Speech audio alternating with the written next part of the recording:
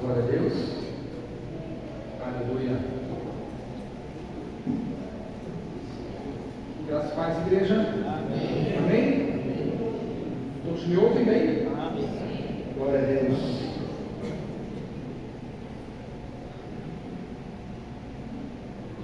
Glória a Deus.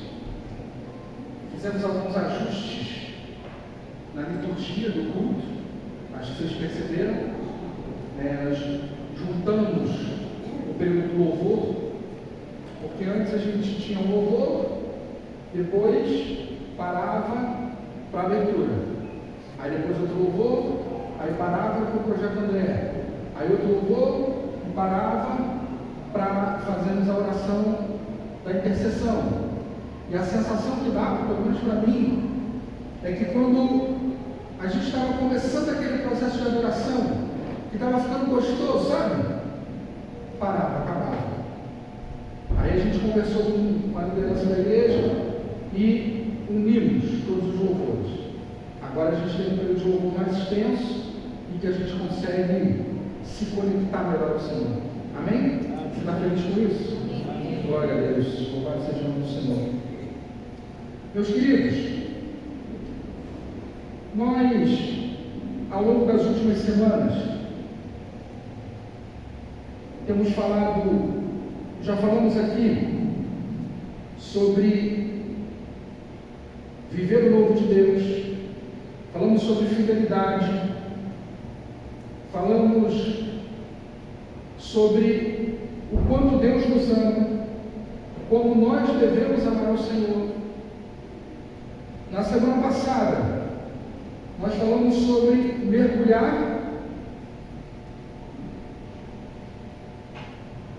em águas profundas. E hoje eu quero ensinar você a dar um passo ainda mais profundo, no sentido de como se relacionar com o Espírito Santo. Amém? Amém. Quem quer se relacionar com o Espírito Santo aqui? Vamos chamar. Então hoje nós vamos aprender juntos como nos relacionar com o Espírito Santo. Se você puder, abra comigo a palavra do Senhor na segunda carta de Paulo aos Coríntios, no capítulo de número 13, e o verso vai depender da sua Bíblia. Algumas Bíblias ele fica no verso 13, outras ele fica no verso 14. Pastor, tem isso também? Tem. Para ficar mais fácil, é a segunda carta de Paulo aos Coríntios, no capítulo 13, o último versículo do capítulo. Pode ser o 13 ou o 14, dependendo da sua versão.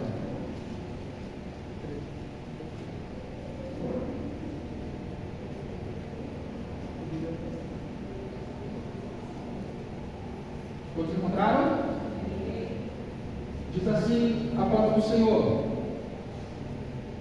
que a graça do Senhor Jesus Cristo, o amor de Deus e a comunhão do Espírito Santo seja com todos vós.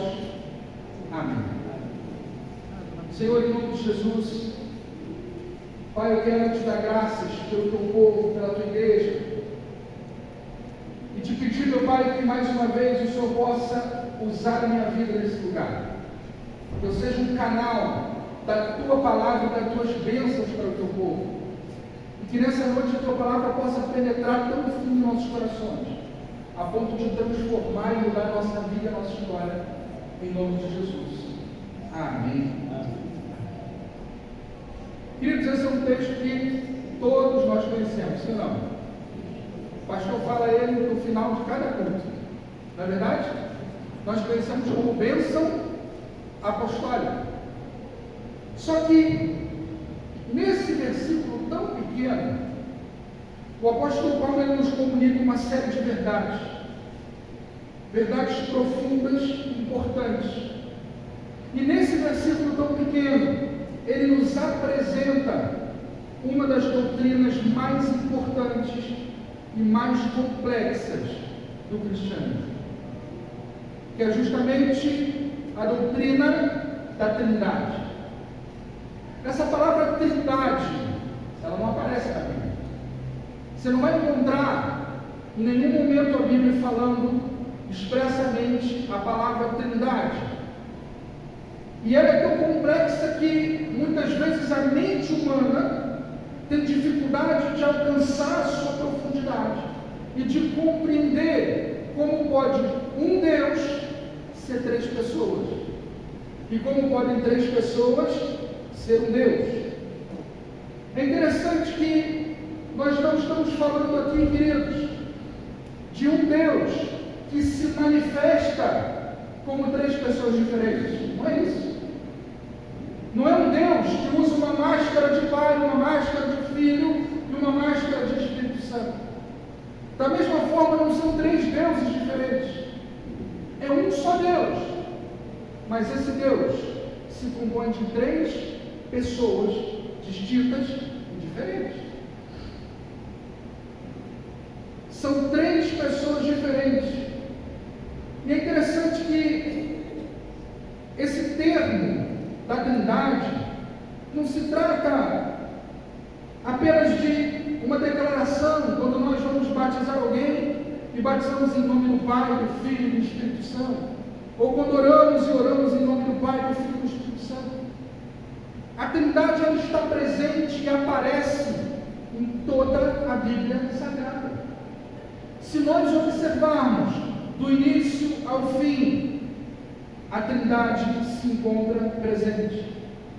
E nós vemos isso já no início, na criação, lá em Gênesis, em que o propósito e a criação são atribuídas ao Pai. Sim ou não? Já lá em Gênesis 1 e 1:2, nós estamos assim: no princípio criou Deus os céus e a terra. Sim ou não? E a terra era sem forma e vazia, e o Espírito de Deus pairava por sobre a face das águas. E aí no verso 2 diz assim: e disse Deus, haja luz.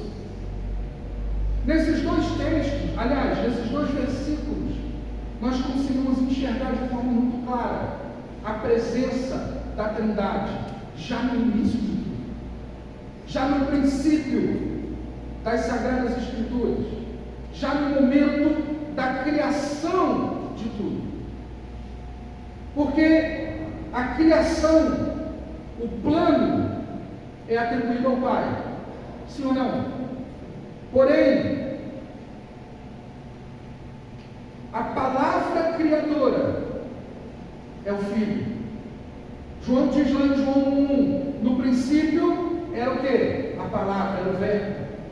E o verbo, ou seja, a palavra, estava com Deus. E a palavra era Deus. Se de um fato, se por um lado, Deus o Pai foi quem arquitetou a ideia, e a palavra criadora vem do Filho, aonde entra o Espírito Santo nisso? Era Ele quem pairava sobre a face das águas.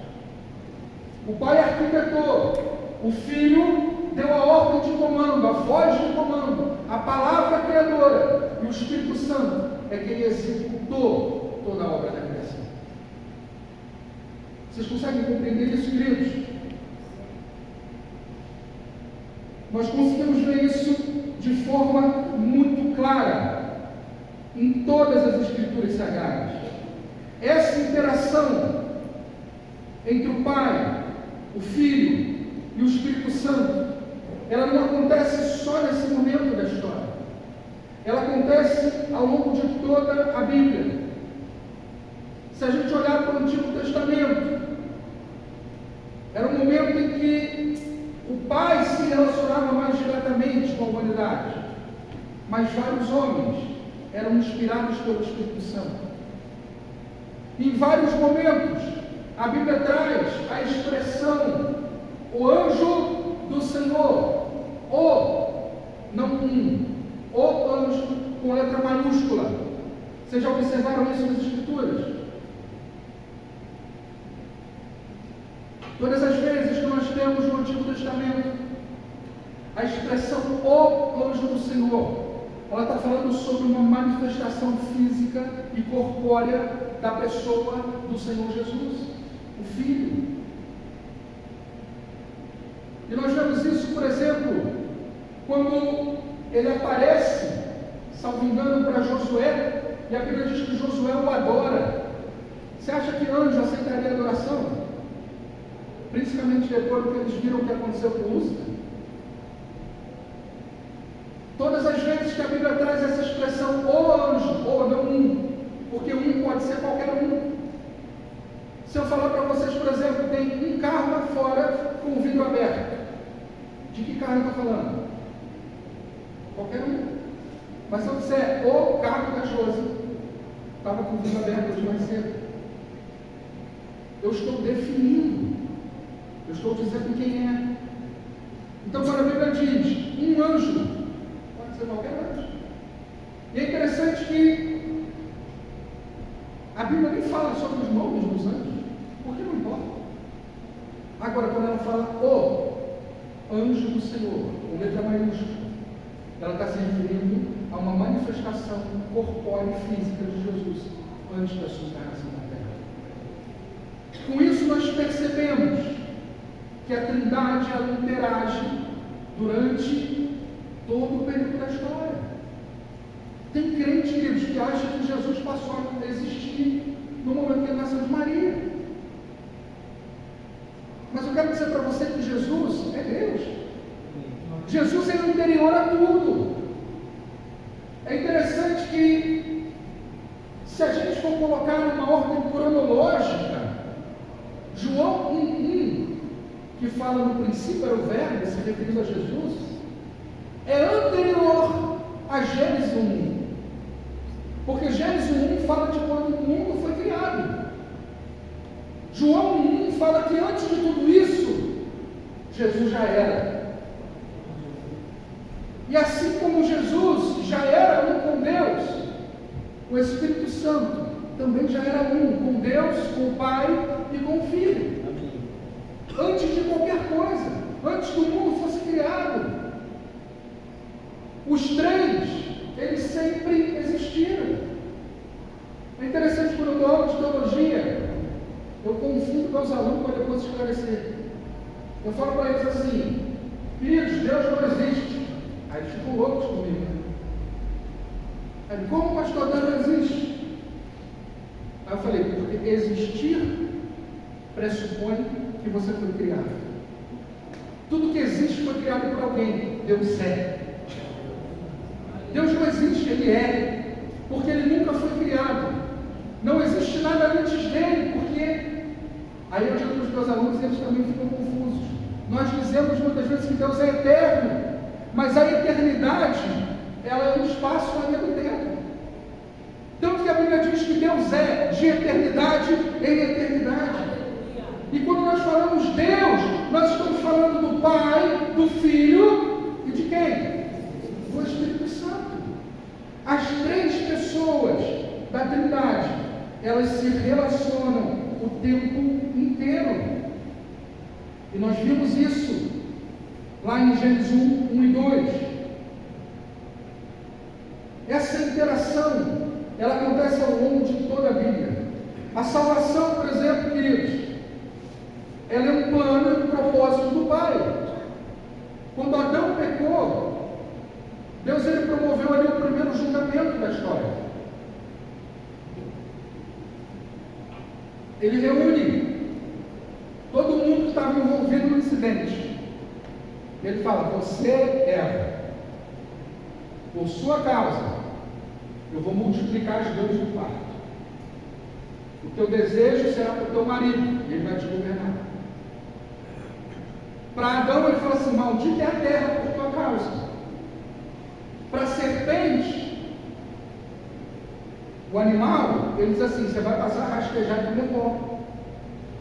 E para a serpente Satanás, está lá em Gênesis 3,15, Deus faz a primeira profecia sobre a vida de Jesus, quando ele diz, eu colocarei inimizade entre você e a descendência da mulher.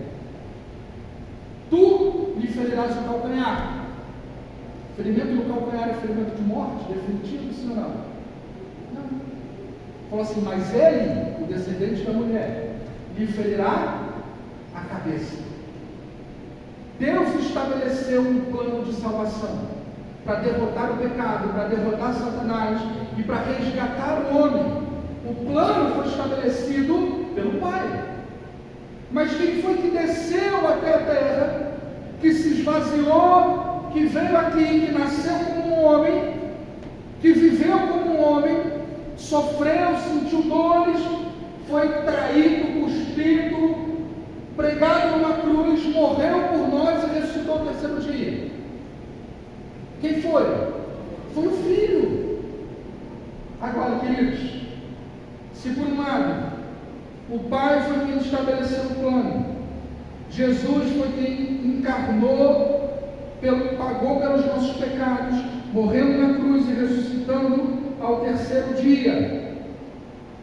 É o Espírito Santo quem cumpre todo o plano da salvação nas nossas vidas. Aí você diz, pastor, se foi Jesus que morreu por mim, como o Espírito Santo aqui cumpriu isso na minha vida?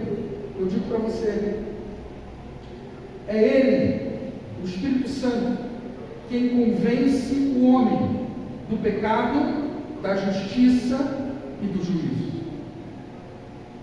Sem Ele, queridos, nós não chegamos até Jesus.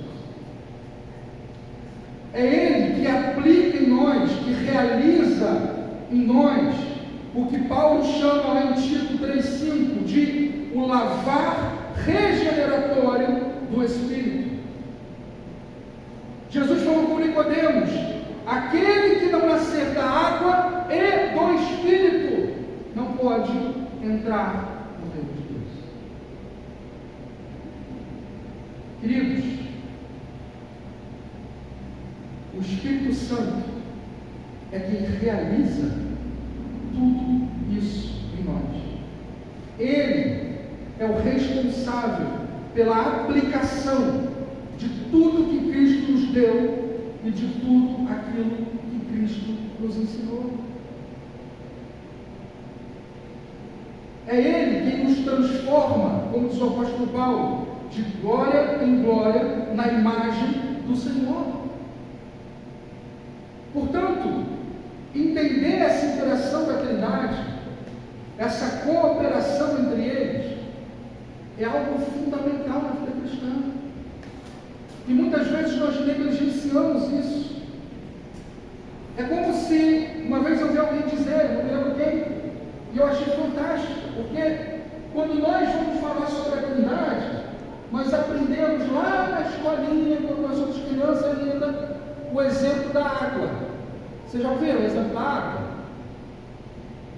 Que a água é água, porém, às vezes ela é no estado líquido, às vezes ela está no estado sólido, e às vezes ela está no estado gasoso. São três, mas é água.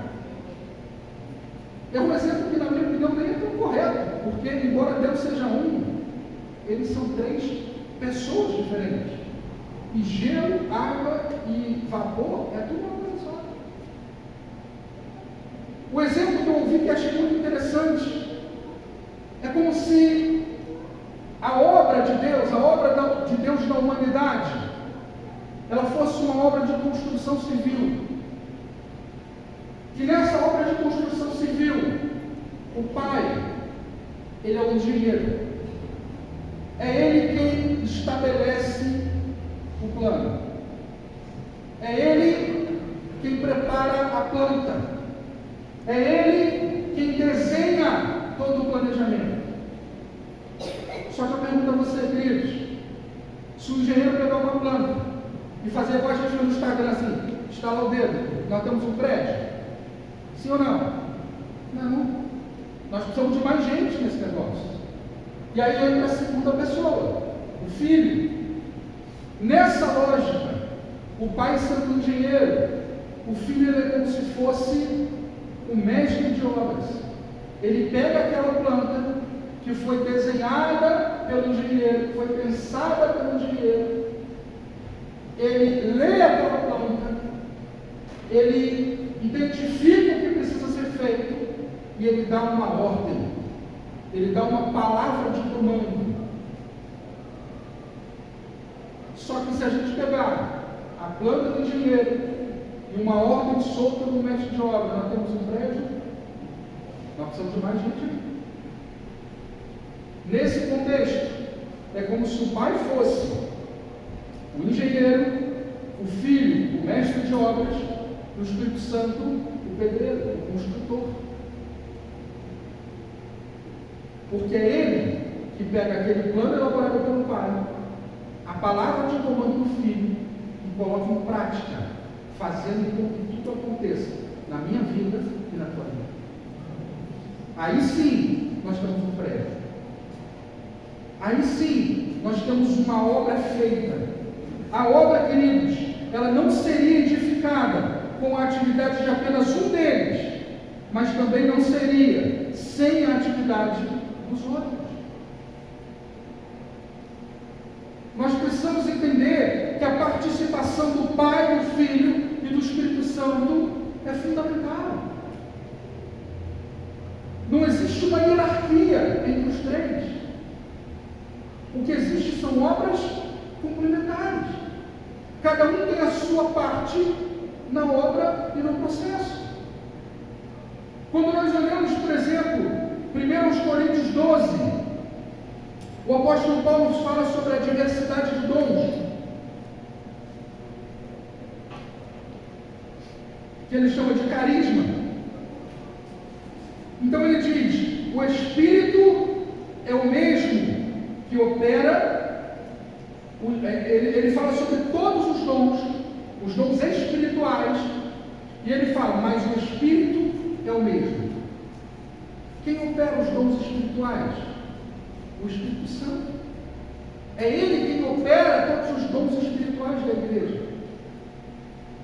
Em Efésios, ele fala sobre os dons ministeriais.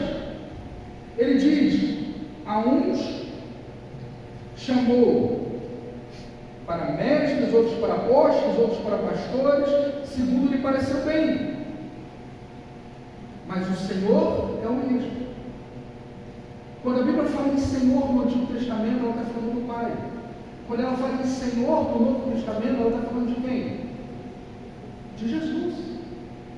Portanto, nós vemos o Espírito Santo opera os dons espirituais da igreja, os dons ministeriais. O próprio Senhor Jesus é quem nos chama e nos designa para realizar algo. São dons diferentes, operados por pessoas diferentes da Trindade. Mas depois a Bíblia diz que há diferentes níveis de operação. Então Paulo fala, mas o Deus, agora sim falando do Pai, é o mesmo que opera tudo em todos. Ou seja, na vida da igreja também, nós vemos o Pai, o Filho e o Espírito Santo juntos. Não existe um grau de hierarquia, não existe um grau de importâncias. O que existe são obras que se complementam. O que um faz é para complementar o outro, para que a obra seja completa e perfeita, como tudo que Deus faz. Eu digo isso, queridos, porque na prática, quando nós analisamos esse texto, muitos analisam assim, que a graça do Senhor Jesus, aí ele para e pensa assim, isso é importante. A graça do Senhor Jesus é algo muito, muito importante. Por que ele pensa isso? Porque ele lembra de Efésios 2, pela graça sois salvos por meio da fé. Então ele destina a sua atenção e a sua importância para a graça de Jesus. E aí ele segue esse texto e ele vê, e o amor de Deus. Aí ele pensa, o amor de Deus é muito importante. Porque ele se lembra de João 3,16, que Deus amou o mundo de tal maneira que deu seu Filho unigênito, para que todo aquele que nele crê não pereça, mas tenha vida eterna. Então ele pensa, o amor de Deus é importante, porque se não fosse o amor de Deus, eu estava perdido. A graça de Deus é importante, porque se não fosse a graça de Cristo, eu não tinha salvação. E aí ele segue o texto e diz assim, e a comunhão do Espírito Santo. E aí ele pensa, sei lá o que significa isso, mas não é tão importante assim. Essa é a realidade da igreja dos nossos dias. Queridos, se a gente parar para pensar, se a gente fosse sincero com a gente mesmo, a gente vai perceber que nós já ouvimos muitas pregações, muitos seminários, já participamos de retiros, já lemos livros, já ouvimos canções sobre a graça de Cristo. Sim ou não? Nós já ouvimos muitas pregações, livros, canções, retiros, seminários sobre o amor de Deus, sim ou não? Agora, quantas vezes você ouviu uma pregação, participou de um retiro, ouviu uma canção ou leu um livro sobre a comunhão do Espírito Santo? Quantas vezes? Sabe por quê, meus queridos? Porque nós não valorizamos o Espírito Santo como ele deve ser valorizado. As igrejas mais tradicionais negligenciam a existência dele. As mais pentecostais, assim, lá no extremo, acham que ele é um poder, uma força, uma energia, um movimento, quase como se ele fosse uma coisa. Mas não é, queridos. Ele é uma pessoa. E o que ele mais quer é se relacionar com você. O que ele mais quer é que a gente aprenda a nos relacionarmos com ele. Nós precisamos entender que ele é uma pessoa, querido. E como pessoa, ele quer manter comunhão com cada um de nós. Por isso a Bíblia fala na comunhão do Espírito Santo. Muitas vezes nós mudamos a bênção apostólica, né? Nós falamos as doces consolações, porque é bom ouvir isso. Mas a Bíblia fala na comunhão do Espírito Santo. É mais gostoso eu querer ter as doces consolações do que manter comunhão. Porque comunhão com Ele exige santidade. Comunhão com Ele exige entrega. Comunhão com Ele precisa ser algo intencional. E muitas vezes a igreja dos nossos dias tem negligenciado o relacionamento com o Espírito Santo. Nós precisamos entender, queridos, que Ele quer se relacionar com Ele. Muitas vezes nós ficamos na expectativa de entender mais sobre o poder do Espírito Santo. Isso é importante, mas é apenas um dos aspectos da obra dele. Nós precisamos entender a importância do ministério do Espírito Santo nos nossos dias, a ponto do apóstolo Paulo chamar a nova aliança de aliança do Espírito. Toda a nova aliança, repito, toda a nova aliança se baseia e tem ênfase na obra e no ministério do Espírito Santo. E muitas vezes nós não percebemos isso. Desde a fundação do mundo até o nascimento de Cristo, foi o ministério do Pai. Durante os anos de Cristo na terra, foi o ministério do Filho. E no momento em que ele subiu aos céus e enviou o Espírito Santo, começou o ministério do Espírito Santo. E muitas vezes nós não nos damos conta disso.